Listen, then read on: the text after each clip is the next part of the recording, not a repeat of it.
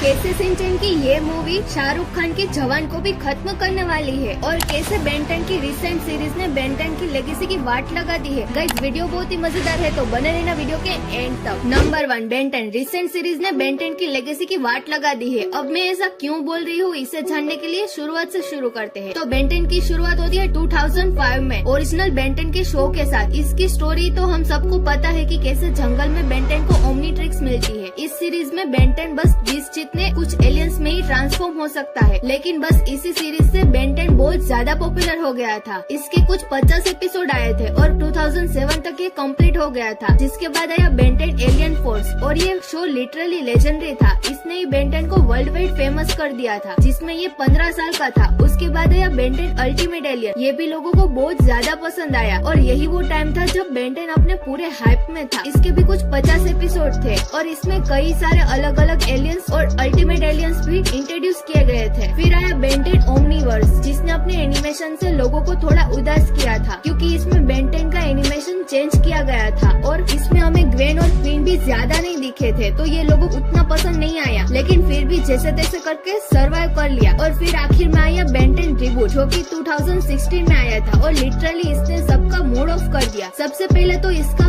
Animation बहुत बेकार था और इसमें बेन 10 को एक पूरा कार्टून और बच्चों जैसा बना दिया गया था। बेन 10 के कैरेक्टर में जो मजा था वो इस वाले बेन 10 में नहीं था और इसी वजह से उसे काफी ट्रोल भी किया गया और ये लिटरली बेन 10 की लेगेसी का फेलियर था और इसके बाद कोई भी सीरीज नहीं आई, जो कि आज और भी सैड बात है। Number 2, Shinchan. ये इंडिया का सबसे पॉपुलर कार्टून में से एक है। 1919 में इसका मांगा निकला था और ये इतना ज्यादा पॉपुलर हुआ कि 2 साल के अंदर ही इसका एनिमेटेड शो शुरू हो गया था। शुरुआत में इसका एनिमेशन उतना भी ज्यादा अच्छा नहीं था, लेकिन उसे इंडिया में फिर भी एयर किया गया। इन 2 एपिसोड्स को आपने देखा ही होगा। 1992 से लेकर 1994 तक ये एपिसोड इंडिया में बिल्कुल अनसेंसर्ड तरीके से लॉन्च किए गए थे, लेकिन फिर इस पर बैन लगा दिया गया। लेकिन फिर इसी के बीच एनिमेशन को काफी ज्यादा इम्प्रूव किया गया था। 1998 तक इसका एनिमेशन इम्प्रूव हो गया कि हम टीवी पर देख सके। इसके एनिमेशन को बहुत अच्छा बना दिया गया था। अब जो टीवी पर एपिसोड्स आते हैं वो मोस्टली यही वाले एपिसोड्स होते हैं, जो कि 2005 के बीच लॉन्च हुए थे, जिनके एनिमेशन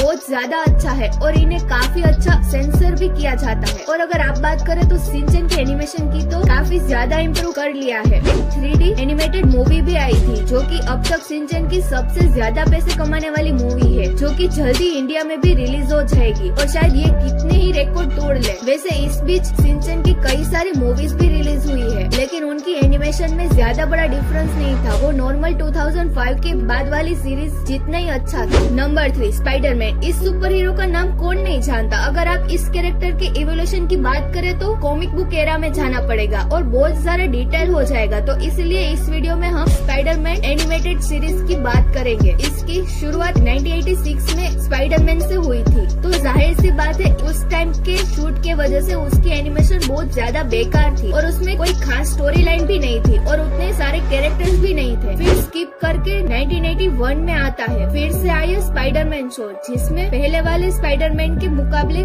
ज्यादा कैरेक्टर्स और स्टोरी लाइन डेवलपमेंट था, जो कि थोड़ा पॉपुलर रहा। तो इसी वजह से उसी साल के एंड में 1981 में स्पाइडरमैन एंड फ्रेंड्स करके और एक सीरीज को रिलीज किया गया, जिसमें और भी 2 सुपर हीरोज थे स्पाइडरमैन के साथ। फिर आया 1994 में, जिसमें आया स्पाइडरमैन एनिमेटेड शो, जो कि एक काफी पॉपुलर रहा। फिर 1999 में आया स्पाइडरमैन अनलिमिटेड, जो कि आप में से कुछ ओल्ड स्पाइडरमैन फैंस को पता होगा। ये इंडिया में काफी पॉपुलर हुआ था और 2000 में स्पाइडरमैन एनिमेटेड शो का एक और वर्जन आया, जो कि काफी ज्यादा बुरा था और इसका एनिमेशन लोगों को बिल्कुल पसंद नहीं आया। उसके बाद फाइनली 2008 में आया द स्पेक्टेकुलर स्पाइडरमैन, जो हम सब ने देखा है। ये सीरीज बहुत ज्यादा अच्छी थी और इसने ही इंडिया में स्पाइडरमैन का हाइप क्रिएट किया था। फिर 2012 में द अल्टीमेट स्पाइडरमैन लॉन्च हुआ, जो कि इंडिया में काफी ज्यादा सक्सेसफुल रहा। ये सीरीज डिज्नी HD पर आई थी और फिर सीधा जंप करके 2017 में आया मार्वल स्पाइडरमैन, जो कि लोगों को बहुत पसंद आया। और फिर 2018 में आया Spiderman enter the spider world, जो कि बहुत ज्यादा हिट मूवी रही थी। और अभी Spiderman across the spider world को हम कैसे भूल सकते हैं, जिसमें इंडियन स्पाइडरमैन भी है। गाइस, आपको आज की वीडियो अच्छी लगे तो वीडियो को लाइक करें और ऐसी अमेजिंग वीडियो के लिए चैनल को सब्सक्राइब कर लें। Thank you for watching.